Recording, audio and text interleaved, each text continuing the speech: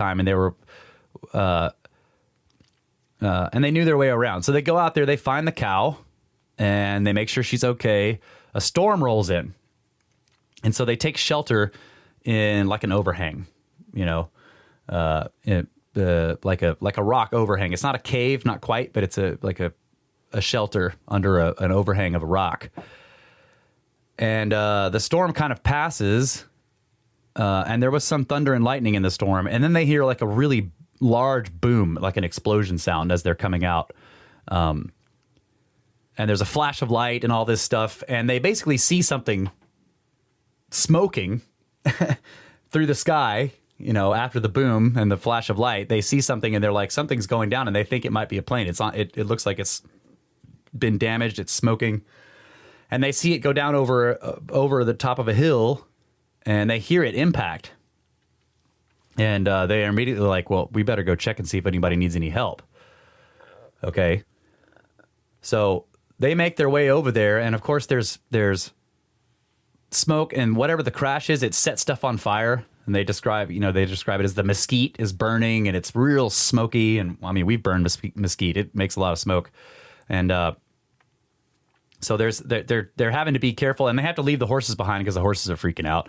But they find a long trough in the ground, like it carved this pathway, and then there's a sharp turn as it was going down basically an arroyo or a canyon, and it makes a sharp turn at the end. And when they come around the turn, there's all this smoke, and they're coughing, and they can't really see very well. But eventually, the smoke clears, and they see this craft, and the craft appears basically undamaged, except for there's a hole in the side of it, and they describe the hole as being symmetrical, like it may not have been damaged from the impact or the crash itself, but actually a door that was open. They describe it as an avocado shape that was flattened. Okay. And they see beings, 3 of them, outside the craft, which they describe in multiple ways. They call them little men, hombrecitos, right? Little men. They give it another name of, I'm going to butcher these, but they have another Spanish name for what basically translates as to praying mantis. They also refer to them occasionally as Niño de la Tierra, which is a colloquial name for what's called a Jerusalem cricket, which is a gigantic cricket. But I was looking at that, and I was like, this, you know, I looked up the... Sounds like of the mountain. Child of the earth. Child of the what earth, it translates to literally. Yeah, that's right. Yeah. Tierra. Yeah. Niño de la Tierra, child of the earth. So they said that they, you know, and remember, this is a 7-year-old and a 9-year-old. Okay. So immediately people have already said, well, these were kids. They're being interviewed when they're in their 70s. You know, so people are like, do they really have good memories of this? I don't know what to say to that. I feel like I have memories when I was that young of impactful things that took place, and I have recounted them to, like, you know, the snake parents and said, is this a clear memory of what I'm like, I remember this thing, it impacted me, and this is what I remember. And they're like, yeah, that's what happened. Like, so you do have, you know, you can have clear memories of when you're that young of things that were that had a strong effect on you. Now, I don't know, you know, the story can change over time. There's all kinds of people have criticized this concept of these men are in their 70s and 80s, and they're getting all these details from them about what took place. But both of them make it clear that they remember these things very clearly. Now, the question is how, you know, has their memories changed? But so without going into all the detail, but there's a lot of detail in the book, but they see these beings, they feel like and there's some interesting descriptions of they feel like the beings are upset or in trouble. They seem to be making noises, and both of them feel immediately like they're not scared, but they feel frozen in place. These are classic problems with UFO encounters. They feel paralyzed. They can't move. They start having pictures in their heads. And the pictures they describe as being, it was a catastrophe or whatever. So you kind of get the idea that the beings are out there running around like, oh my God, we just crashed. And the boys are getting a telepathic sort of thing in their head, like there's just been a catastrophe, right? So it's like they're getting like a bleed over of what these beings are feeling. I don't know. That's how I took it. They actually stay out there for a couple of hours watching what's going on. And one of them, the 9-year-old, wants to go to them, and he's like, "Wait, let's go to them. Let's go help." The 7-year-old's a little too afraid, and he doesn't want to go. So the 9-year-old doesn't go. He won't leave his friend. Then they leave, and they go, and they tell the 7-year-old's father, the one who owns the calf, the cow that they went to look for, that there was a crash. They don't really tell him the details of like the telepathy or, they don't tell him all that stuff. They're just like, look, something crashed out there.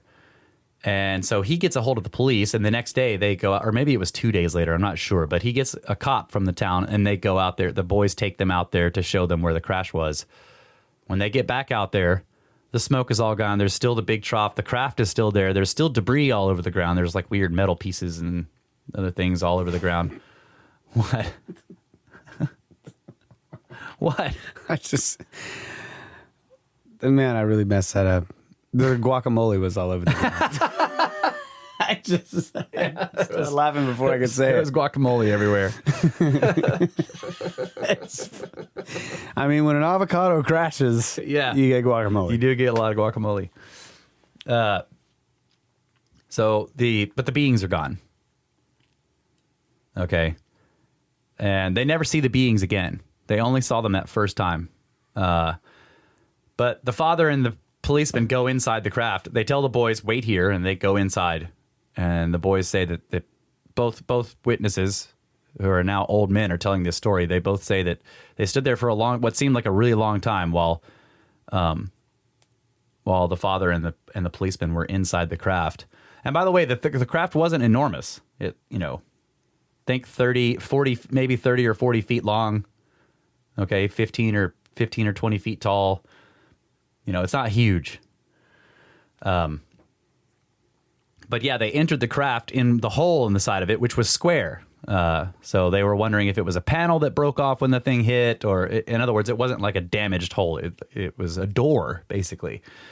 But when the father and the policeman came out, they said that both of them described it as like something happened to them. They both looked like different men, like they'd had a experience or something. But from that, they leave, and then I guess the policeman notifies the military, because you have to remember, again, the context here is that this whole town is used to the Manhattan Project being nearby. They don't know what it is. They just know it's a top... But they must have witnessed the explosion. They did, yeah. And it actually, one of their mothers was blinded in one eye. Oh, my gosh. Because she... It's terrible. Yeah, she looked... it was described as like they're looking right at it, basically. Yeah, through a crack, because it starts to light up the sky, and they're looking at it through a crack in the door or something like that, and that eye gets blinded. Oh my gosh. No, she never recovered from that. And one of the kids also they all had eye problems after that, and of course it scattered nuclear material everywhere. And this is why later on when because that bomb was detonated like 150 feet above the ground. Which is why they later changed it. When you drop them, they blow up way up in the sky. It doesn't cause the fallout goes away, right? It doesn't scatter it everywhere and irradiate everything. Anyway, so yeah, they're used to. So they're thinking maybe it's a military thing. I guess I don't know, but they notify the military, and then the army comes out there, and it's just like first it's just a Jeep. And they take them to the crash site, and it's a couple of army guys, like a colonel and one other, like a grunt, driving. And they take them out there, and then they leave. And then they come back later, and they're telling the father, like, look, we need to take your fence down over here.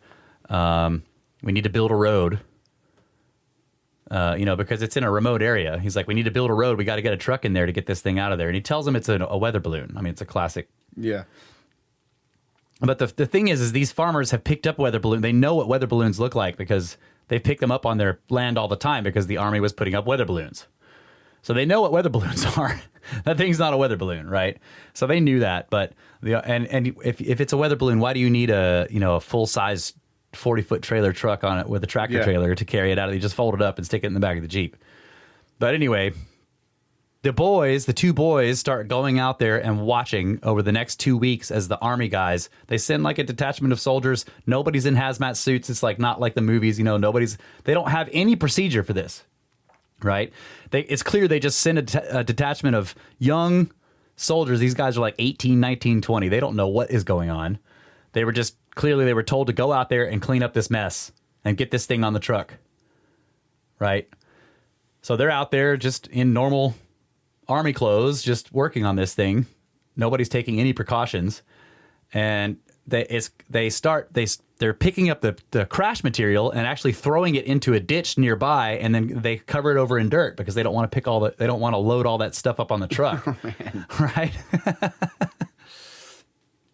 Meanwhile, the boys are picking up stuff in secret, and they're watching the process. So the two witnesses that are being interviewed decades and decades later are talking about how they would go up there and they're hiding. There's two little kids, so they're hiding up on these.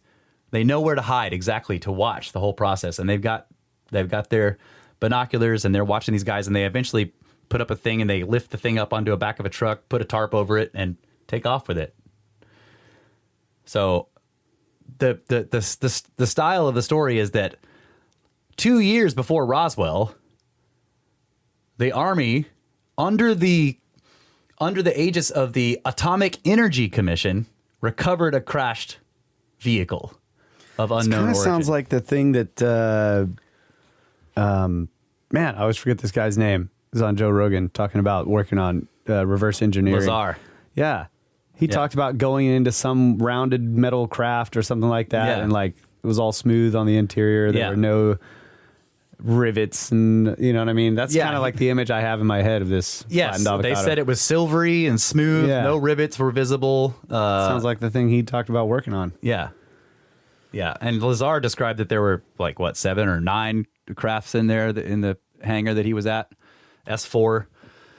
But yeah, and then there's other stories all around this. The angel hair thing, where the stuff was all over the county. You know what angel hair is? Have you heard of that? Okay, no. It's fairly common in UFO sightings.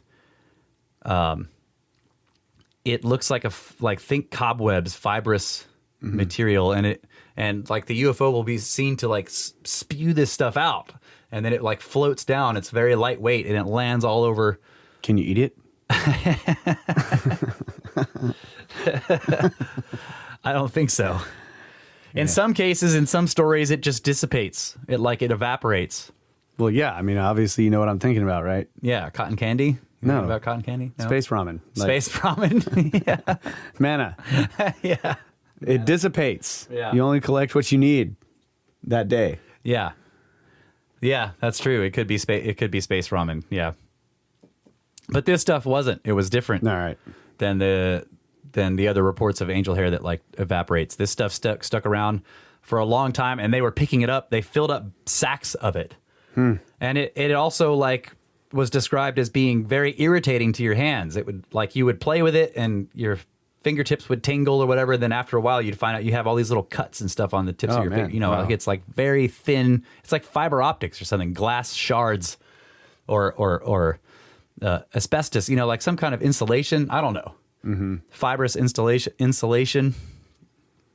So, and it's funny because they're telling the stories about how they picked up so much of it, and then people use it as Christmas decorations because this is before nobody had power and they didn't have lights, but they could hang it on the trees, and it was this beautiful. It would when you looked at it move, it would shimmer in different colors and stuff. Oh, that's cool.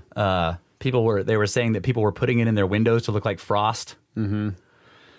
And they actually gave it out. There was so much of it. They collected so much that they were just giving it to their neighbors. Look at this cool Christmas decoration stuff that came out of that freaking UFO. That's weird, man. And some of the book details the search for artifacts. So pieces of this thing went everywhere. And the Army did a kind of a lousy cleanup job. But there's other, there's other aspects of it, like the weird Bureau of Land Management comes in and they keep changing the area where the crash was. It's like somebody is still aware that this happened a long time ago, and they're still like over time they're still working on like let's make sure that this is totally covered up. Like they eventually a dozer comes in and completely changes